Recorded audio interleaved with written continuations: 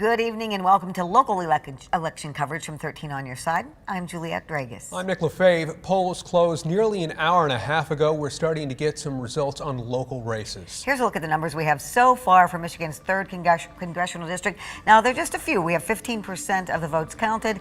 Peter Meyer leading, Hillary Skolten, Meyer the Republican, Skolten the Democrat. Again, this is with 46 of 306 of the precincts counted. So a lot more to go here tonight. Let's go now. They're both running to replace Justin Amash. Let's turn now to the race for the U.S. Senate.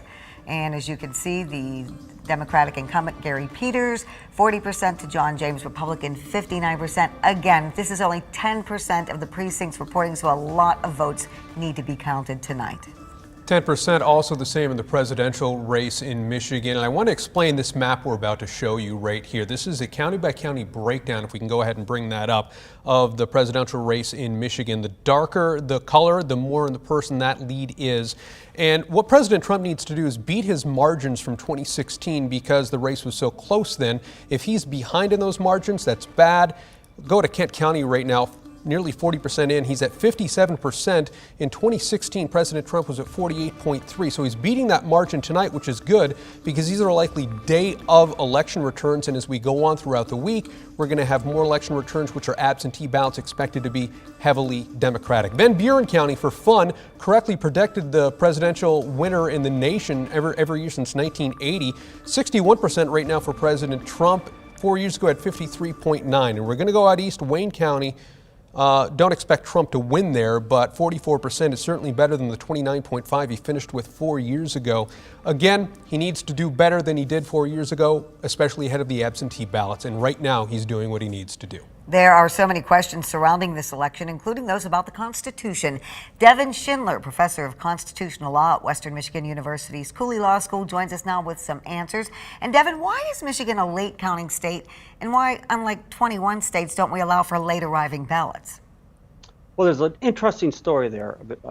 Just recently, like in the last month, we actually passed a statute here in the state of Michigan, which Governor Whitmer signed, which allowed the canvassing boards to begin to process ballots the day before the election. That didn't used to be the case. We had to wait to the day of. Contrast that with Florida. Their state law allows for the processing to occur weeks in advance. And so on election day, they just have to feed in the ballots. They don't have to check signatures and things of that nature. They were ready to go. Now, in terms of late arriving ballots, as you mentioned, the majority of states, or a substantial minority of states, 21 states, do allow for late arriving ballots. Originally, the Secretary of State moved our deadline out 14 days because of the pandemic to allow late arriving ballots.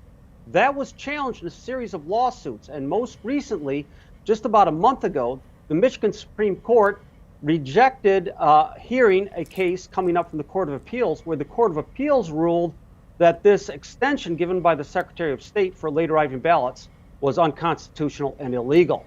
And so for a period of time, we were going to count those late arriving ballots. But because of that litigation, which was just recently decided, if they're not in by 8 o'clock, they're not getting counted. And very quickly, let's talk about Electoral College. And we know that a candidate can win the popular vote and lose the presidency. Which states benefit most?